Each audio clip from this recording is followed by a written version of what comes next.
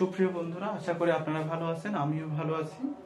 আজকে যে টপিক নিয়ে আলোচনা করব, বাংলা দ্বিতীয় নবম দশম শ্রেণীর পাঠ্য বইয়ের 38 পরিচ্ছেদ এবং প্রাইমারি বা অন্যান্য চাকরি পরীক্ষায় কিন্তু এই টপিক থেকে আসে পরীক্ষায়।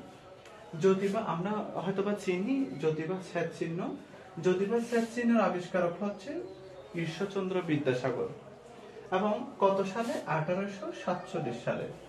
যদিবা স্যাট চিহ্ন কে আবিষ্কার করেন? ঈশ্বরচন্দ্র বিদ্যাসাগর। কত সালে? 1847 সালে।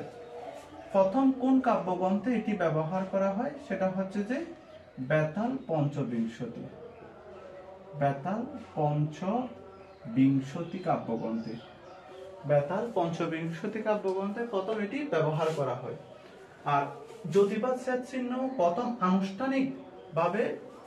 আনুষ্ঠানিকভাবে ব্যবহার করা হয় সেটা হচ্ছে রোমানে। রোমান একটি দেশের মধ্যে প্রথম কি করা হয়? এই যদিবা স্যাট চিহ্ন কি করা হয়? ব্যবহার করা হয়। যদিবা স্যাট চিহ্ন বাংলা ব্যাকরণের কোন অংশে আলোচনা করা হয়? সেটা হচ্ছে বাক্যতত্ত্বে। যদিবা স্যাট চিহ্ন বাক্যতত্ত্বে আলোচনা করা হয়।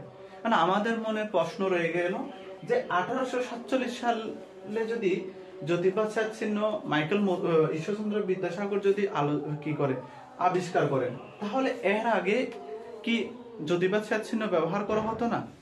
এর আগেও কিন্তু যদিবা স্যাট চিহ্ন ব্যবহার করা হতো। তখন ছিল যে যদিবা স্যাট চিহ্ন দুইটি। কয়টি?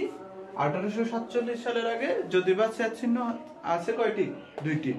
আমরা যদি বাংলা গদ্য বা গদ্যের মধ্যে যদি দেখি, পদ্যের মধ্যে সেখানে কিন্তু লেখা আছে, একটা হচ্ছে একদারি আর একটা হচ্ছে দুই দারি। এই দুইটা কিন্তু কি আছে? এই দুইটা জ্যোতিচিহ্ন আগে ব্যবহার করা হতো। কখন ব্যবহার করা হতো? 1847 সালের আগে। তখন কিন্তু এই একদারি এবং দুই দারি কি করা হতো?